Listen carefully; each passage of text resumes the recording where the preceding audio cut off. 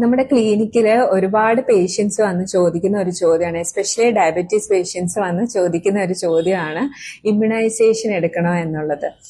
Immunisation in diabetes വളരെ important ആണ്. Especially പ്രമേഹ രോഗികൾ എടുക്കാൻ പറയുന്നത് എന്തുകൊണ്ടാണ് എന്ന് പറഞ്ഞാൽ ഇവർക്ക് ഇമ്മ്യൂണിറ്റി വളരെ കുറവാണ്. ഇമ്മ്യൂണിറ്റി കുറയുമ്പോൾ എന്ത് പറ്റും, നമുക്ക് ഒരുപാട് ഇൻഫെക്ഷൻസ് വരും ഡയബറ്റീസ് പേഷ്യൻസിന്. സോ ഡയബറ്റീസ് പേഷ്യൻസിന് കൂടുതലായിട്ട് ഇപ്പൊ സജസ്റ്റ് ചെയ്യുന്നത് pneumococcal vaccine, influenza vaccine, hepatitis B vaccine, herpes zoster vaccine, respiratory syncytial virus vaccine, ഇതൊക്കെയാണ് കൂടുതലായിട്ട് എടുക്കാൻ പറയുന്നത്. ഇതിൽ ഏറ്റവും ഇമ്പോർട്ടന്റ് ആയിട്ട് ഡയബറ്റീസ് രോഗികൾ എടുക്കേണ്ട 2 വാക്സിൻസ് ആണ്, ഒന്ന് ന്യൂമോകോക്കൽ വാക്സിനും ഒന്ന് ഇൻഫ്ലുവൻസ വാക്സിനും.